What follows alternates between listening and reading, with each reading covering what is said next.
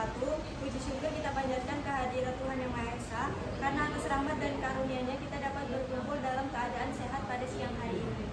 Sebelumnya, saya Anissa Dina Maharani selaku moderator yang akan memandu jalannya seminar proposal pada siang hari ini. Untuk mempersingkat waktu, langsung ke pemaparan yang akan disampaikan oleh Saudari Alia Naira Safika. Kepada Alia dipersilakan. Baik, Assalamualaikum warahmatullahi wabarakatuh. Perkenalkan, saya Alia Naira Safika dengan NPM 2315001. Di sini saya akan melakukan seminar proposal dengan judul Rancang Bangun Back-end Sistem Smart Energy Monitoring IoT untuk efisiensi energi dan indoor environmental quality menggunakan Laravel WebSocket Refer. Dengan dosen mata kuliah saya yaitu adalah Insinyur Titin Yulianti STMT MA. Yang pertama, terdapat latar belakang. Yang pertama adalah rumah sakit memiliki konsumsi energi listrik yang tinggi dan efisiensi energi dievaluasi menggunakan intensitas konsumsi energi atau IKE. Yang kedua, kualitas lingkungan ruang atau AEQ perlu dipantau untuk menjaga kenyamanan dan kesehatan, terutama di lingkungan rumah sakit. Yang ketiga, data energi dan IAQ dihasilkan secara terus-menerus oleh perangkat IoT.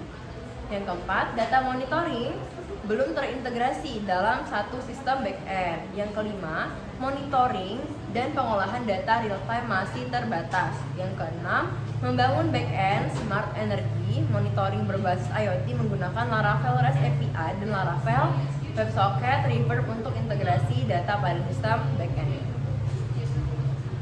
Lalu terdapat rumusan masalah. Yang pertama, bagaimana merancang dan membangun back-end sistem monitoring yang mampu menerima, mengelola, memproses, serta menyediakan data energi listrik dan IAQ secara terintegrasi dan real-time. Yang kedua, bagaimana merancang arsitektur back-end yang mendukung integrasi perangkat IoT, front-end web, dan aplikasi mobile melalui REST API serta WebSocket. Yang ketiga, bagaimana back-end dapat menyediakan layanan pengolahan data untuk analisis efisiensi energi berdasarkan IKE dan pemantauan IAQ. Yang terakhir atau yang keempat yaitu bagaimana melakukan pengujian back-end untuk memastikan fungsi API, pemrosesan data, dan performa real-time dan keamanan sistem.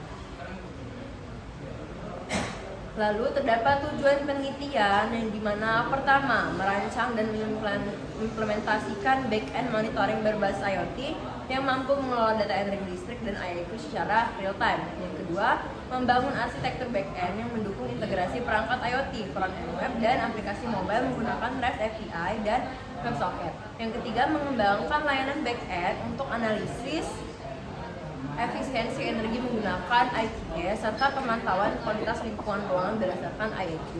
Yang keempat, melakukan pengujian back-end untuk memastikan sistem berjalan sesuai dengan kebutuhan. Lalu terdapat batasan masalah yang dimana penelitian ini hanya berfokus pada pengembangan sistem back-end smart energy monitoring, tidak mencakup perancangan maupun pengembangan perangkat keras sensor IoT. Yang kedua, sistem berfokus pada pengelolaan data konsumsi energi listrik dan indoor environmental quality atau IAQ yang meliputi suhu, kelembapan, kualitas udara, pencahayaan, dan kebisingan yang berasal dari sistem IoT yang telah tersedia. Yang ketiga, sistem dikembangkan menggunakan Laravel, REST API, dan WebSocket Reverb.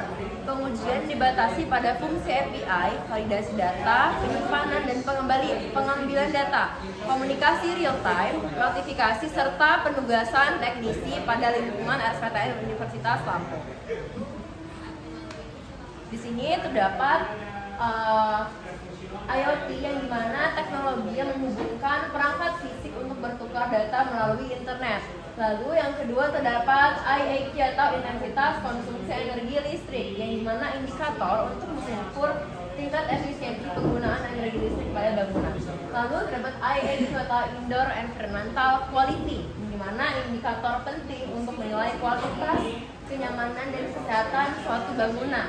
Lalu ada Laravel yang merupakan merupakan framework berbasis PHP MVC yang digunakan untuk pengembangan backend. Yang kelima ada WebSocket. Nah, ini adalah protokol komunikasi dua arah yang mendukung pertukaran data secara real time. Jadi dia tidak perlu menunggu respons dari penerima. Lalu yang terakhir ada RAD atau Rapid Application Development, yang dimana merupakan metode pengembangan yang saya gunakan untuk mengembangkan perangkat lunak melalui pendekatan iteratif dan keterlibatan aktif dari pengguna. Baik, sini merupakan waktu dan tempat penelitian saya. Untuk waktunya terdapat pada Juni 2026 sampai September 2026. Untuk tempatnya bertepatan pada RSPTN Universitas Lampung.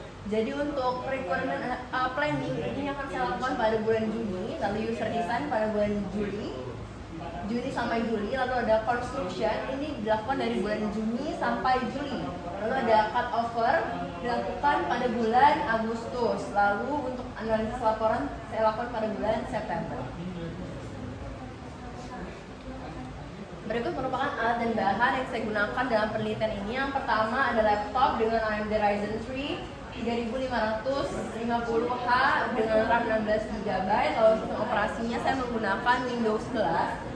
Lalu ada editor atau IDE menggunakan Visual Studio Code, lalu ada framework backend menggunakan Laravel, lalu ada protokol real time menggunakan WebSocket, lalu ada web service menggunakan REST API, lalu ada web browser menggunakan Google Chrome ataupun Microsoft Edge, lalu yang terakhir ada hosting server menggunakan web server private cloud Universitas Lampung. Nah, di sini merupakan tahapan penelitian saya. Untuk penelitian ini saya menggunakan metode Rapid Application Development atau RAD.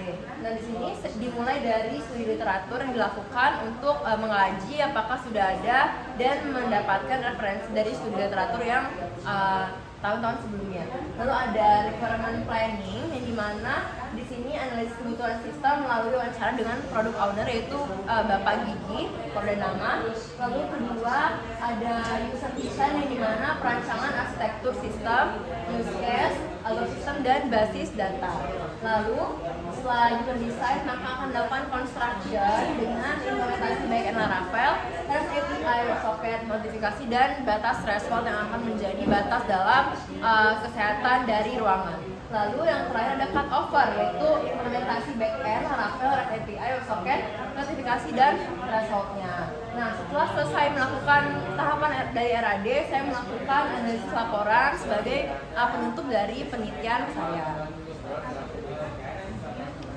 Lalu terdapat arsitektur dari sistem. Yang pertama di sini terdapat alat meteran listrik IoT monitoring lingkungan. Nah, alat meteran listrik ini berfungsi untuk mengukur seberapa besar tegangan, power, dan indikator current dan tentang kelistrikan lainnya. Sedangkan IoT monitoring listrik ini untuk mengukur dari IAQ atau kesehatan dari ruangan tersebut. Lalu dari alat IoT akan dihubungkan ke MQTT, yang dimana MQTT akan meneruskan ke database SQL. Nah, dari database SQL dia akan melempar atau meneruskan ke Laravel atau ke frameworknya. Nah, dari Laravel dia akan meneruskan ke REST API. Setelah REST API, maka dia akan meneruskan ke WebSocket Revert. Lalu setelah dari Revert, dia akan ke front end. Apa beda dari REST API dan WebSocket Revert dalam sistem ini? Yang pertama, kalau REST API itu untuk saat loading pertama sistem ini dimulai atau dibuka, maka dia akan menggunakan REST API. Sedangkan saat sistem ini sudah dibuka, dia akan menggunakan WebSocket Revert untuk menunjukkan data yang direkam, jadi pengguna tidak perlu lagi untuk merefresh pada halamannya. Lalu terdapat use case yang dimana di sini terdapat user yang dapat login, manajemen akun, melihat monitoring energi listrik, lalu melihat monitoring indoor environment quality, lalu melihat status peringatan dan mengirim notifikasi peringatan kepada teknisi. Selanjutnya terdapat alur sistem yang dimana di sini akan dimulai dari start, lalu user dapat memilih cara hasil pengukuran. Yaitu ada dua cara. Yang pertama untuk dalam website ataupun dalam mobile. Nah, di sini untuk aplikasi mobile dia user dapat login atau register, di mana dia diverifikasi. Jika dia login sebagai admin, maka dia akan masuk ke dashboard admin. Sedangkan kalau dia login sebagai teknisi, dia akan masuk ke dashboard teknisi.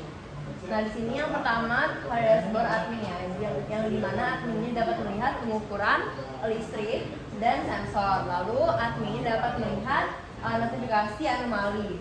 Lalu selanjutnya admin dapat melihat teknisi yang ada, serta admin dapat menemukan notifikasi anomali ke teknisi. Lalu yang kedua pada role teknisi, yang dimana teknisi dapat melihat pengukuran listrik dan sensor. Lalu selanjutnya teknisi dapat melihat notifikasi anomali.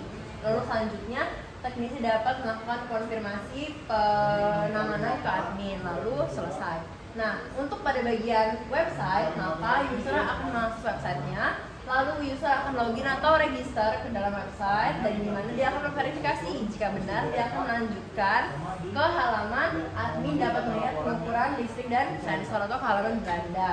Kalau verifikasi gagal, maka dia harus mengulang loginnya. Lalu setelah itu, admin dapat melihat chart dari pengukuran listrik dan sensor. Lalu admin dapat melakukan filterisasi chart hasil pengukuran jam, hari, bulan, dan tahun. Lalu admin juga dapat melihat notifikasi anomali, dan admin dapat melakukan manajemen dari si pengguna. Lalu sistemnya selesai. Oke, mungkin sekian dari saya akan serahkan kepada moderator. Terima kasih atas pemaparannya. Mohon maaf apabila terdapat kesalahan maupun kekurangan selama saya memandu jalannya seminar ini. Saya mohon maaf.